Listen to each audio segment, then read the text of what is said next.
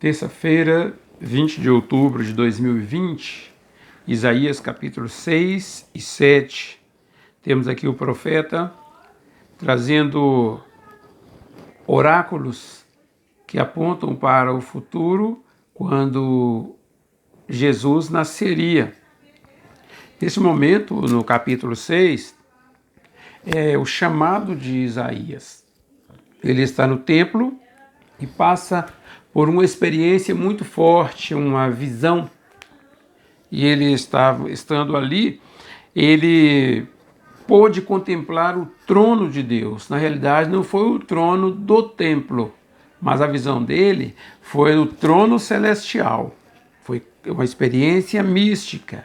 E ele viu uma figura misteriosa, os serafins, considerado como uma espécie de anjos, mas que a descrição mostra ser uma figura incomum, desconhecida, pela primeira vez é mencionado aqui.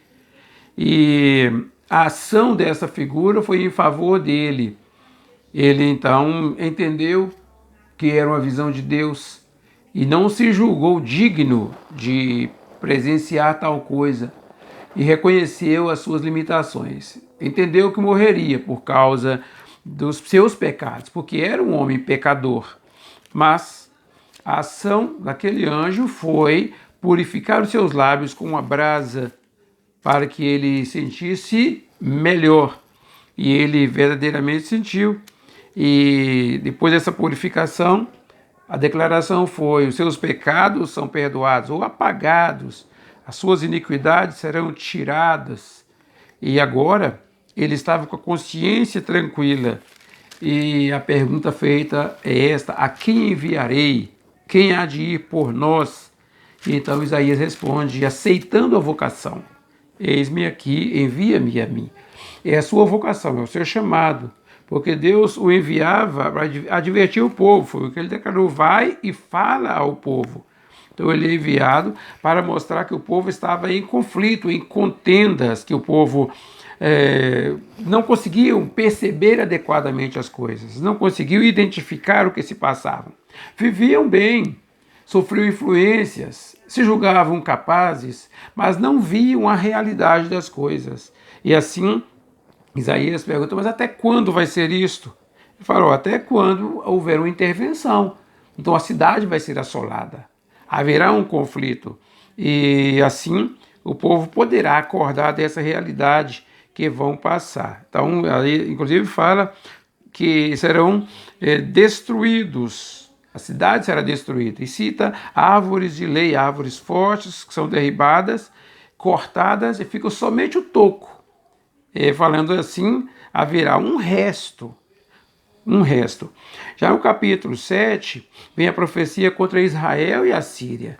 Houve aqui um conchavo, era um momento de um conflito político. A Síria era um poder fortíssimo que dominava e que assolaria Jerusalém e que levaria em cativeiro, seria uma destruição muito grande. Israel se aliou com a Síria para lutar contra Judá, para invadir Jerusalém. Então, observe, era um tempo de muitos conflitos. A potência maior ali era da Assíria.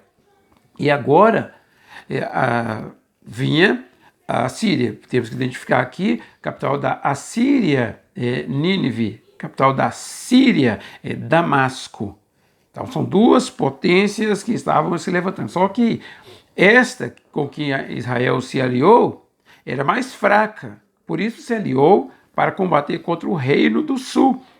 Essa profecia mostra aqui esse detalhe. Então, Isaías é enviado para avisar ao reino do norte desse conchavo, dessa aliança de que Israel havia feito através de Efraim, e que eles não precisavam temer. Não tenha medo, Deus se apresenta: não tenha medo, porque eu luto por você, e eles não vão subsistir. Então fala dos reis que se levantam e serão destruídos, a aliança do reino do norte com a Síria, mas que mesmo essa união não derrotaria a a Judá. Neste mesmo texto, aí vem a promessa a respeito do Emanuel. Então observe que Isaías fala de um conflito iminente para que o povo se arrependesse, para que o povo viesse a mudar de comportamento, e aponta para o ponto escatológico, o nascimento do Messias, e declara que ele deveria falar a Acás, que o Senhor dará um sinal, que o próprio rei Acás não viu, o povo não viu. É quando ele anuncia que nasceria Emanuel, nasceria Jesus.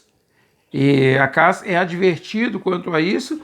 Acás resiste porque ele está com muito medo, está cheio de conflito, mas é declarado que o Senhor mesmo dará um sinal. A virgem conceberá e dará à luz um filho, e ele será chamado Emanuel.